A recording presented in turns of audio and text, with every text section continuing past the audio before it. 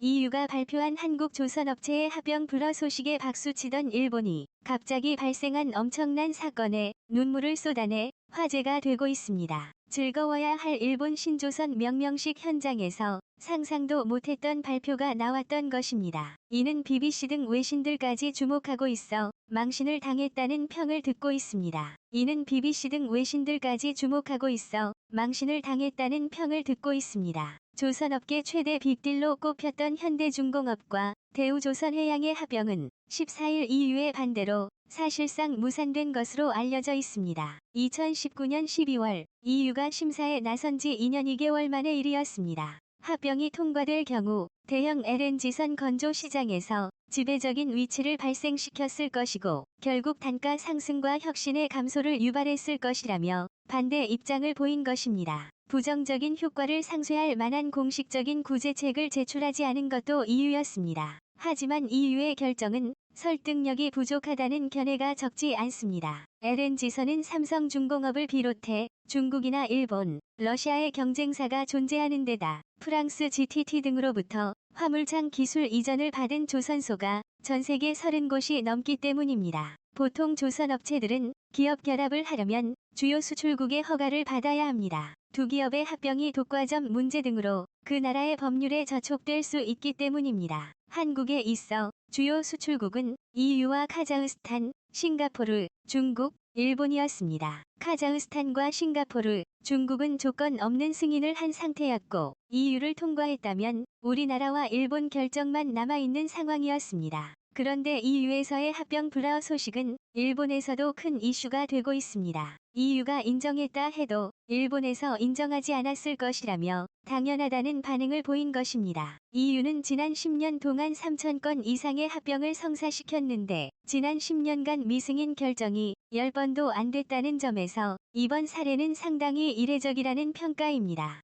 그만큼 LNG선이 EU의 생명줄을 질 만큼 중요한 사항이 됐다는 뜻입니다. 실제로 최근 러시아가 유럽으로 통하는 가스관을 잠그자 큰 문제가 됐습니다. 지난달 기준 LNG 가격은 톤당 800달러 선으로 전년보다 156%나 상승했고 특히 유럽 지역의 천연가스 가격 상승폭은 300%에 달하기도 했습니다. 이런 가운데 LNG 선박 시장을 지배하는 거대 조선사의 탄생은 부담스러울 수 있었다는 분석입니다. EU가 승인의 조건으로 두 곳 중 한 곳의 LNG선 사업부를 매각하라고 한 것도 이 때문입니다. 그것이 안 되면 생산 능력을 축소시키거나 경쟁사의 기술 이전을 해야 한다고 밝히기도 했습니다. 대형 LNG선 건조 시장은 지난 5년간 400억 유로에 달하는데 전체 발주량의 절반가량이 유럽에서 나오고 있다는 점에서도 이번 심사가 중요했다는 설명입니다. 심사를 3번이나 연기하며 결정에 3년이나 걸린 것도 이런 이유 때문입니다. EU는 시장 점유율이 40%를 넘으면 과점으로 판단하는데 한국은 결합 시 LNG 운반선 점유율이 60% 이상이 되는 상황이었습니다. 삼성중공업까지 포함하면 한국에서의 LNG선 점유율은 87%에 육박하는 것입니다. 이에 EU가 원했던 것은 한국 내 업체보다는 일본 등으로의 매각이었다는 이야기도 있습니다. 하지만 도저히 받아들일 수 없는 요구였고 결국 승인은 거부가 된 것입니다. 그런데 한국과는 다르게 일본 최대 기업은 작년 초 EU의 심사를 수월하게 통과한 바 있습니다. 일본 1위 조선사인 이마바리 조선과 2위인 재팬 마린 유나이티드 JMU가 손잡고 합작사 니혼 심야드 NSY를 설립했던 것입니다. EU는 해당 심사를 단 한 달 정도 지연시켰는데 그것은 단순히 코로나 여파 때문이었습니다. 일본 조선업계 일감 중 50% 정도가 자국 선사의 발주 물량이라는 점에서 업계에 큰 영향이 없다고 판단했기 때문에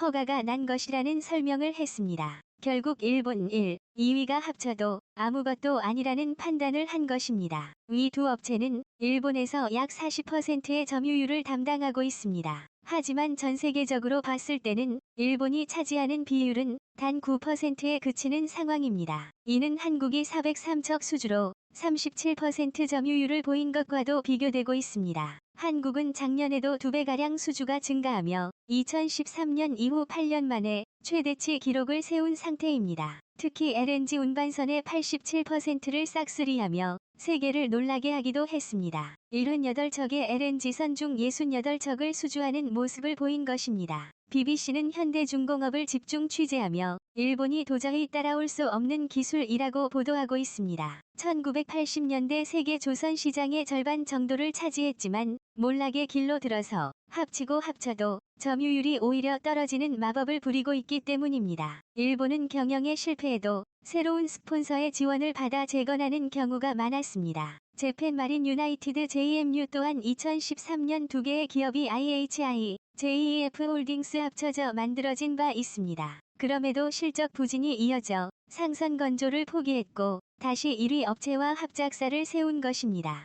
결국 해당 공장은 방위성 등으로부터 함선 수리 수주만 받고 있는 것으로 나타났습니다. 그런데 이외의 일본 조선사의 상황은 더욱 처참합니다. 작년 3월 미쓰비시 중공업은 LNG 운반선을 건조하는 고야기 공장을 매각했고 올 1월 12일에도 또 한 기업이 놀라운 소식을 전해왔습니다. 이번에 만들어진 배는 그리스 선사로부터 수주한 8만 2천 톤급 초대형 벌크선으로 이번에 만들어진 배는 그리스 선사로부터 수주한 8만 2천 톤급 초대형 벌크선으로 그리스어로 용기를 의미하는 TOLMI 토룸이라는 이름이 지어져 있습니다. 그런데 이름과는 다르게 즐거워야 할 행사장은 암울했고 착잡한 분위기가 곳곳에서 감지됐습니다. 급기야 일부 참가자들은 눈물을 보이기도 했습니다. 이 명명식을 끝으로 신조선 사업을 접게 됐다는 설명을 했기 때문입니다. 이 명명식을 끝으로 신조선 사업을 접게 됐다는 설명을 했기 때문입니다. 사세보 중공업 SSK는 1946년 해군공창 시설을 빌려 탄생했으며 지금까지 510척의 배를 만든 바 있습니다. 한국 업체들이 감히 자신들을 따라올 수 없을 것이라 자신감을 보였던 회사였죠. 하지만 기술력은 점점 떨어져 갔고 2008년 놀라운 일까지 있었습니다. 사세보 중공업이 대우조선해양에서 벌크선 6척의 설계 기술을 수입했던 것입니다. 이는 일본 조선 기술이 한국에게 완전히 뒤처졌음을 알리는 사건이었습니다. 그런데 벌크선 설계 기술을 사들였음에도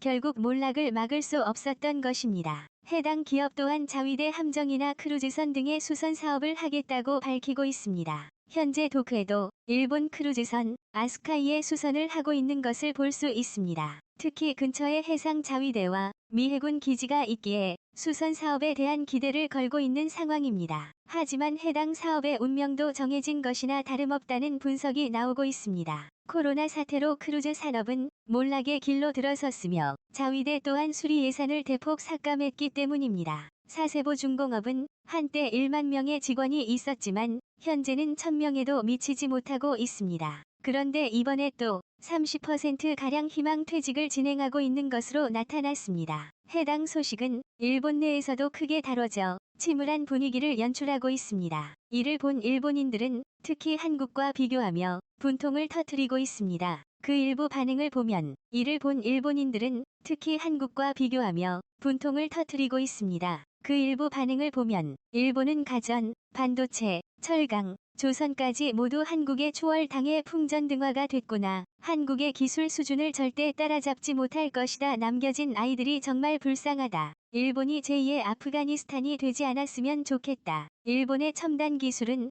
겨우 있는 형편이니 한국과 마찬가지로 정부 지원을 해야 한다. 일본의 첨단 기술은 겨우 있는 형편이니 한국과 마찬가지로 정부 지원을 해야 한다. 현대중공업은 대우조선을 놓쳤어도 올해 들어 3조 5천억 원의 수주를 따내 세계를 놀라게 하고 있습니다. 19척 중 10척은 대형 컨테이너선이고 대형 LNG 운반선도 2척을 수주한 상황입니다. 대우조선해양도 올해 미국으로부터 6,500억 원 상당의 해양 플랜트를 수주했고 여기에 LNG 운반선 2척을 추가로 수주해 9억 7천만 달러를 달성한 상태입니다. 이는 지난해 같은 기간 대비 6배 이상 많은 실적을 보인 것입니다. 반면 일본에서는 정부가 적극 나서 합치고 합쳐도 망하는 일이 다반사로 발생하고 있습니다. 1999년 NEC와 히타치 제작소가 통합해 창립한 엘피다 메모리가 대표적입니다. 엘피다는 미쓰비시 전기의 D램 사업까지 흡수해 덩치를 더 키우기도 했습니다.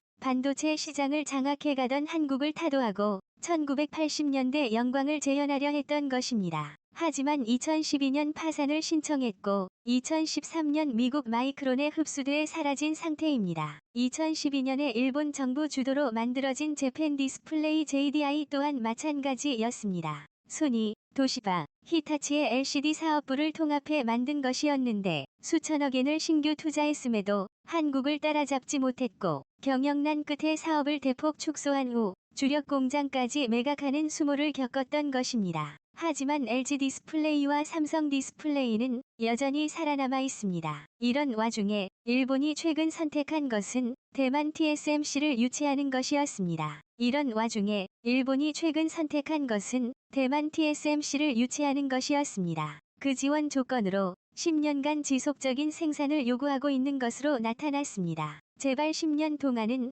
고용과 생산을 유지해달라고 빌고 있는 것입니다. 그런데 황당한 것은 일본 기업들은 자국을 탈출해 한국으로 넘어오고 있다는 사실입니다. 최근 반도체용 고순도 알코올 IPA를 만드는 도쿠야마도 SK와 손잡고 울산시에 공장을 건설하기로 한 것으로 나타났습니다. 위기가 와도 슬기롭게 이겨내는 한국. 위기를 더 합쳐 더 큰 위기를 만드는 일본. 과연 미래는 누구를 선택할까요?